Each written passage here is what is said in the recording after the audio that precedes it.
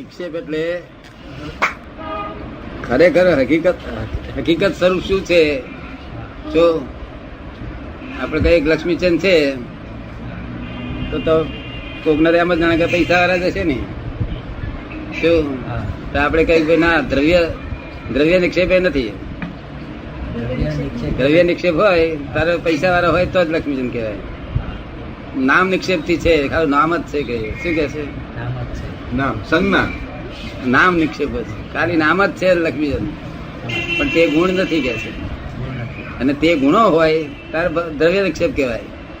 તે ગુણો હોય ત્યારે દ્રવ્ય નિક્ષેપ કહેવાય. સમજ પડી ને? તે ગુણો હોય તારે. અને ભાવનું શું? એટલે બધા એનો આ રીત સમજાવવા માટે માણસને કોઈ કહ્યું હોય ને એટલે આપડે ચોટી પડે કે આ તો લક્ષ્મીચંદ છે કે ચાલો તાર એમની પાસે રૂપિયા લઈ આવીએ કે છે. જો આ તો દીનદયાળ નામ પડ્યું હોય તો કોઈક જાણે કે દીનદયાળ છે, હેડો ત્યાં ત્યાં ઉતરી શકે છે. હું ગજો કાપી લીધો હોય. સરસ ને? એટલે આ નિક્ષેપ સમજાયું કે ભાઈ નામ નિક્ષેપ થી આ રામ રામ લોક ભજે તેમાં નામ નિક્ષેપ થી ભજ્યા કહેવાય, પણ સ્થાપના નિક્ષેપ નહીં ને. સ્થાપના નિક્ષેપ હોય, રામની મૂર્તિ હોય અને પછી નામ ભજે બે બે બે બે બે ગુણાકાર થયા કહેવાય. નામ અને સ્થાપના બંને. સ્થાપનાનો લાભ મળ્યો અને નામનો લાભ મળ્યો. પછી દ્રવ્ય નિક્ષેપ એ રામ જ ખરેખર હોય ગુણોથી. શું તો એ છે તે ત્રણ લાભ થયા. પણ ભાવ નિક્ષેપ હોય કે ના હોય, અંદર ગુણો રામ ના હોય ગયા અવતાર ભરેલા, અને અત્યારના ભાવ છે તે રાવણ ના હોય. ભાવ નિક્ષેપ હે ભાવ હોય કે ન હોય? ગુણો બધા રામ ના હોય. બધા એ પુરાણ કરેલો માલ એ, અને અત્યારે ભાવ છે તે બધા રાવણ ના હોય. પણ દાદા ગુણો રામના ગુણો હોય ને ભાવ રાવણ ના હોઈ શકે? હા બધું ગુણ રાવણ ના અને રામના અને ભાવ રાવણ ના. મને કોઈ દાડો લોચ લેવું એ ગુનો લગાડતો હોય, કોઈ દાડો લીધી ના હોય, અડતો ના હોય. શું અને આખી જિંદગી લેવાના ના હોય, પણ પાછા મનમાં છે તો ભાવ વિચાર થાય કે આ બધા લે છે પૈસા વાળા થઈ ગયા, હું રહી ગયો કે છે. શું તમે જોયું ને? એ ભાવથી દ્રવ્યથી કરીને છે તે પ્રમાણિક માણસ કહેવાય. દ્રવ્યથી અને ભાવથી અપ્રમાણિક છે કે છે. શું ને? એટલે આ તો તીર્થંકરો ને એક એક વાત જો સમજે ને બહુ બહુ ઝીણી વાત છે તો બધા લોક ઠોકા ઠોક કરે છે. શું થાય છે? ના ચાર નિક્ષેપે નિક્ષેપ ચાર આખું જગત નું વર્ણન કરવું હોય તો ચાર નિક્ષેપે વર્ણન કરી શકાય. આગળ જગત ના છે તે ધ્યાન જોવા હોય તો ચાર ધ્યાનમાં આવી જાય. ધર્મ રૌદ્ર ધ્યાન, અર્થ ધ્યાન, ધર્મ ધ્યાન, શુક્લ ધ્યાન. એમાં આખા જગત ના જીવ માત્ર આવી જાય. ચાર નિક્ષેપ માં બધે જીવ માત્ર આવી જાય. સમજે ને? પછી ચાર પુણ્યાનુપુણ્ય પુણ્ય પાપ નો બાંધા છે, તેમાં ચાર પુણ્યાનુબંધી પૂર્ણ, પાપાનુબંધી પૂર્ણ, પુણ્યાનુબંધી પાપ અને પાપાનુબંધી પાપ. આ ચાર માં બધું આખું જીવન આવી જાય. આ બધું આવું બાંધેલું ભગવાને શોધખોળ ઝીણા પ્રકારની કરેલી. લોકો સમજાય નહીં ને એટલે બધું ઠોકા ઠોક કર્યા કરે. ચાર નિક્ષેપ. નિક્ષેપ સમજી ગયા તમે? અત્યારે તમારા દ્રવ્યથી તમે સાધુ ના કહેવાય. શું કહ્યું? અને ભાવથી તમે સાધુ કેવા કહે? તો ભાવ હશે તે ફળ મળશે. શું કે છે? ભાવ હશે તે દ્રવ્ય તો આપ વાપરી જવાનું. શું તમને સમજ પડે? તમે દ્રવ્ય એટલે પહેલાનું ભરેલું હોય તે. હમણાં જે દ્રવ્ય એટલે પહેલાનું ભરેલું હોય તે, ભરેલો માલ તે, અને હમણાં રૂપકમાં આવતું હોય. ભાવ તો નવો ભાવ ઉત્પન્ન થાય ને હમણાં રૂપકમાં હોય. હમણાં રૂપકમાં હોય. રૂપકમાં એ જ હોય દ્રવ્ય. પેલું રૂપકમાં ના હોય ભાવ. ભાવ રૂપકમાં ના હોય. પેલું જાણે પેલો એક પૈસો લેવાય નહીં, અને લેવું હોય ને નક્કી કરી ગયો રાતે, એની બહુ વળતી વળી કરતી હોય ને, પૈસા ને લીધે ગરીબ રહ્યા, આમ રહ્યા, તેમ રહ્યા, પછી આ તો નક્કી કરે આ સવાર લઈ જ દેવા છે. બોલાવે હોવું પેલા બોલાવે પણ લેતો તો હાથ ધરું છે, ના ના ના તું જતો દેવાય નહીં એનાથી, કારણ કે માલ ભરેલો છે એવો કેવો ભરે મજે નક્કી કરતો ના લેવાય. અને મનમાં ભાવ થયા કરે કે હું એકલો જ મૂર્ખ છું, આ એકલો રહી ગયો, હું એકલો રહી ગયો, તો અંદર આ ભાવ આવા બધે શું બોલો. અંદર રામ જેવો છે, રાવણ બધે છે ને વાત તો તમે સમજ પડે ને એવું આ બધું ચારિત્રમાં આવા ભાવ બધે. આમ આમ બ્રહ્મચારી હોય, સરસ બ્રહ્મચર્ય પાળતો હોય ભાવ છે. આ ચાર નિક્ષેપ. નિક્ષેપ નો અર્થ શું? કેવું સમજાવું તો ખરું. તે હજુ કહે છે નિક્ષેપ નો અર્થ શું?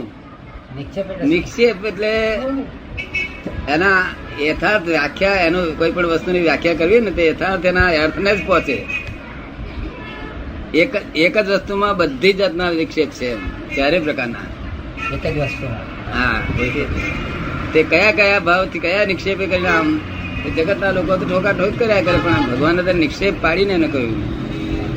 અને તમને સમજણ પાડતા સમજણ પડે છે ને કે આ નામ નિક્ષેપ ખાલી લક્ષ્મી કહે કઈ પૈસા વાળે નહીં ને કે દીનદયાળ નામ હોય તેથી કે તો આગળ ગજવા કાપી લેતો હોય.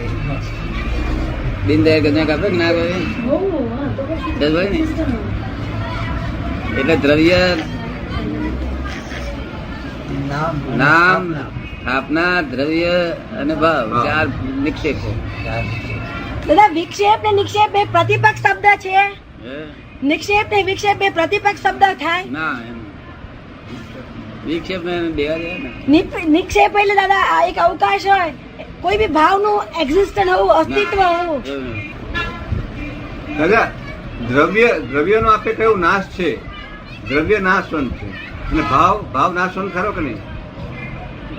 ભાવ એટલે ડિસ્ચાર્જ અને દ્રવ્ય એટલે ડિસ્ચાર્જ. તો એટલે દ્રવ્ય ગમે તું ભરી લાવ્યો છે મોટો સાધુ સરસ, બિલકુલ અબ્રહ્મચર્ય થાય નહીં, ચોરી ડુચ્ચઈ બોલાય નહીં, વિચાર ના આવે, બધું વાગરી જવાનું, ખલાસ થઈ જવાનું. શું થાય? નવા ભાવ તો ભરી જશે. એટલે દ્રવ્ય ગમે તો કામ નું શું લાગે છે?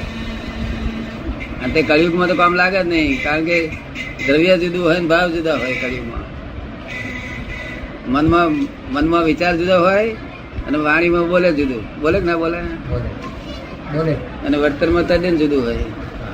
પેલા તો દ્રવ્ય ના આધારે ભાવ આવતા હતા, હવે તો દ્રવ્ય ના ભાવ બે હાવ છૂટા જ પડી ગયા છે આ દુષ્મ કાળને લઈને.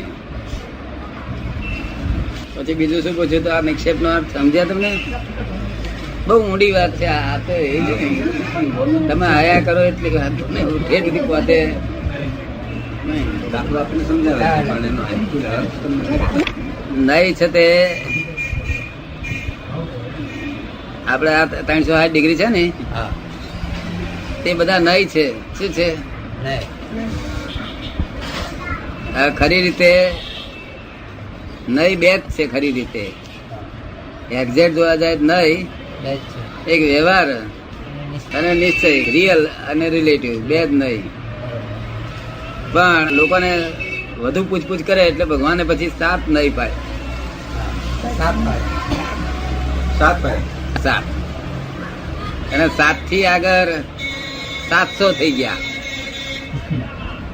અને 700 ની આગળ જેટલા વચન છે ને એટલા બધા નહીં જુદા જુદા છે કે છે. દરેક ની વાણી નહીં જુદો જ છે. એટલે આ મૂળ વ્યવહાર નહીં છે અને નિશ્ચય નહીં, બે ને સમજવા માટે આ બધું લખ્યું. પ્રમાણ પ્રમાણ અને નય ની વચ્ચે શું ફેર? હે પ્રમાણ અને નય ની વચ્ચે શું ફેર? બહુ ફેર એમાં ફેર. એ પ્રમાણ એટલે તો કહેશે ભાઈ કયા પ્રમાણથી અહીંથી આમ ધુમાડો નીકળતો હોય ને, અહીંથી ધુમાડો નીકળતો હોય દેખાય તારે આ બધા કહે છે અગ્નિ છે તો આગળ. અગ્નિ દેખાતો નથી. સમજ પડે ને? ત્યાં ધુમાડા ઉપરથી અનુમાન બાંધ્યું. અનુમાન બાંધ્યું એ અનુમાન પ્રમાણ કહેવાય. કેવું? અનુમાન પ્રમાણ. હા, એવા પ્રમાણ હોય છે. પાછું કયા પ્રમાણ થી આ વાત કરે છે? સમજ પડે ને? ધુમાડો અહીં બેઠેલા ધુમાડો એકલો દીઠો ને, પણ બધા સમજી જાય ને સમજી જાય. સાથી ધુમાડો છે આ? અગ્નિ વગર ન હોય. એટલે પ્રત્યક્ષ પ્રમાણ એટલે આંખે જોઈને બોલતો હોય, અનુમાન પ્રમાણ શું એવા બધા પ્રમાણ સમજવાનું છે વાક્ય. પછી આ નહીં વ્યવહાર નિશ્ચય નહીં, એમાં પછી સંગ્રહ નહીં, શબ્દ નહીં, એવમ ભૂત નહીં, જો સમવિરૂઢ નહીં, શબ્દ નહીં, આ બધા નહીં, હાથ નહીં. સાત ને જો આપણે કોઈ નીચે ઉતરીને કે છે આખો રૂમ મહાત્માથી ભરાઈ ગયેલો છે એવું કે ઠીક છે. આખો રૂમ મહાત્માથી ભરાઈ ગયો. હવે કોઈક આવીને પૂછે કે તમે તો આવું મને એફિડેવિટ આવું કર્યું હતું, બધો રૂમ મહાત્માથી ભર્યો છે. અહીં તો કે છે કે આટલી સ્ત્રીઓ હતી ને આટલા પુરુષો હતા, કે એ મેં સંગ્રહ નહીં થી કહ્યું હતું કે છે. શું કે છે? હા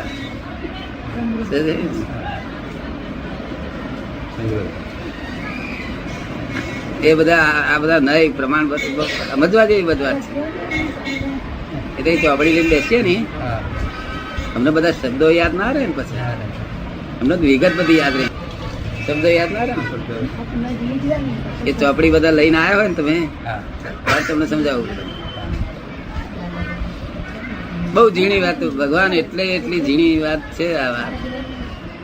મનુષ્યને મજબૂત સાધુ આચાર્ય સમજે, ઘણા સાધુ આચાર્ય સમજે, સમજ પડે ને, નય નિક્ષેપ બધું સમજે. બીજું બધું આ શાસ્ત્ર બહુ સારી રીતે જાણે આચાર્યો, બહુ મોટું સરસ શાસ્ત્ર. નય નિક્ષેપ એ પણ એમાં પડે, એમાં શાસ્ત્રના સાધનમાં જ રહ્યા લોકો. શું થયું? આ બધું સાધન છે. શું છે? સાધન. સાધ્ય નહીં મળી જાય.